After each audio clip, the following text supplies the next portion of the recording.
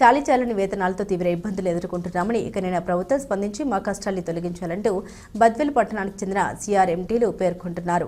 గురువారం రాష్ట్ర యూనియన్ పిలుపులో భాగంగా తమ కష్టాల్ని వివరిస్తూ ఆయా మండలాల్లోని ఎంఈఓలకు వినతి పత్రం రూపంలో ఆర్జీలు సమర్పించుకున్నారు. మా రాష్ట్ర నాయకుల పిలుపు మేరకు మేము మా మండలం తరపున గోపవరం మండలము నుంచి మేము మా ఎంఈఓలకి రిప్రజెంటేషన్ ఇస్తూ మేము కలిసి సిఆర్పిఎంగా మేము 2016 నుంచి గత 14 సంవత్సరాలుగా మేము ఈ ఉద్యోగంలో మేము మా యొక్క బాధ్యతలు నిర్వహిస్తూ ఉన్నాము.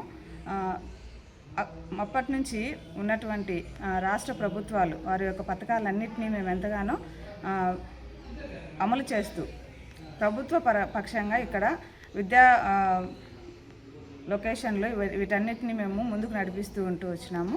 అయితే కావాల్సినటువంటి ప్రస్తుత నిత్యావసరాల పరంగా మా యొక్క జీతాలు మాకు ఎంతగానో లోటుగానే ఉంటున్నాయి. అయితే మేము ప్రభుత్వానికి విన్నవించుకునేది ఏంటంటే మాకు రావాల్సినటువంటి ఎంటీఎస్ మరియు గత ప్రభుత్వము మమ్మల్ని సిఆర్ఎంటీలుగా కూడా నియమిస్తూ వచ్చింది. డిఎస్సి సెలక్షన్లోనే మాకు బీఈడి ప్లస్ టెట్ క్వాలిఫికేషన్తో మమ్మల్ని ఉద్యోగాలకు తీసుకుంటూ వచ్చింది. అయితే వీటికి తగినటువంటి రిసోర్సెస్ మాకైతే సరిగా మేము తీసుకోలేకపోతున్నాము. దయించి మాకు ఎంటీఎస్ అండ్ ప్యాబ్ ద్వారా కూడా మాకు జీతాలు ఇవ్వాలని మేము ఎంతగానో ఆశిస్తున్నాము.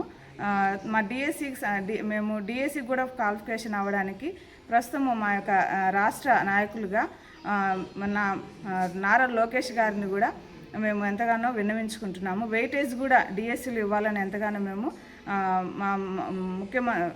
మా లోకేష్ గారిని ఎంతగానో మేము అడుగుతున్నాము. మరియు ఏ అండ్ బి క్లస్టర్లు కూడా ఇక్కడ ప్రస్తుతం క్లస్టర్లో నిర్ణయిస్తూ వచ్చినారు. సో అది కూడా చాలా మాకు ప్రస్తుత యొక్క ఉద్యోగంలో ఇది చాలా కష్టంగానే ఉంది. సో ఇది కూడా అలా కాకుండా ఒకే క్లస్టర్గా మమ్మల్ని అందరినీ ఒకే క్లస్టర్లో ఉంచాలనేది కూడా మేము ఎంతగానో ఆశిస్తూ ఉన్నాము. సో ఇవి మేము ఎంతగానో కొంత మా యొక్క నిత్యావసరాలు మరియు ప్యాబ్ ద్వారా మరియు మా యొక్క వర్క్ను బట్టి మమ్మల్ని రెగ్యులర్ చేయాలనేది కూడా మేము ఎంతగానో ఆశిస్తూ ఉన్నాము. రాష్ట్ర నాయకుల పిలుపు మేరకు ఈరోజు మండల లెవెల్లో ఉన్నటువంటి మండల విద్యాశాఖ అధికారులకి ఒక రిప్రజెంటేషన్ ఇవ్వడం జరిగింది. అది ఏమంటే మేము గత 14 సంవత్సరాల నుంచి ఎంఎస్సి బీఈడి విత్ టెట్ క్వాలిఫికేషన్తో డిస్ట్రిక్ట్ సెలక్షన్ కమిటీ ద్వారా సిఆర్పిలుగా సెలెక్ట్ చేయడం జరిగింది. అప్పటి నుంచి ఏ గవర్నమెంట్ వచ్చినా కూడా ఆ గవర్నమెంట్లో ఉన్న పథకాలని స్కూల్ లెవెల్లో మేమంతా కలిసి అమలు చేయడం జరుగుతుంది. గత గవర్నమెంటు జీవో నెంబర్ 65 ద్వారా సిఆర్ఎంటీగా సెలెక్ట్ చేసి ఎక్కడైతే సింగిల్ టీచర్లు ఉంటారో అక్కడ మమ్మల్ని ఒక టీచర్గా పంపించేసి విద్యాబోధన కొనసాగించడం జరిగింది. పిఏబి ప్రకారము మాకు రావాల్సిన జీతాలు పెంచకుండా మేము రవాణా భత్యం స్కూల్కి వెళ్ళేదానికి కానీ ఏదన్నా స్కూల్ లెవెల్లో ఇంప్లిమెంటేషన్ చేసేదానికి కానీ రవాణా భత్యం కూడా మాకు కల్పించాలని కోరుకుంటున్నాము. అదేవిధంగా మాకు ఎంటీఎస్ కూడా కల్పించాలి. ఇంకొకటి ఏంటంటే ముఖ్యంగా ఇక్కడ మాకు ఈ గవర్నమెంట్ ఏ కాంప్లెక్స్గా బి కాంప్లెక్స్గా 2 డివైడ్గా చేసి చాలామంది బి కాంప్లెక్స్ సిఆర్ఎంటీలు చాలా ఇబ్బంది పడే విధంగా ఉంది. తక్షణము దీన్ని విరమించుకొని గత మాదిరిగానే కాంప్లెక్స్ లెవెల్లో ఉండే విధంగా మాకు కొనసాగించాలి.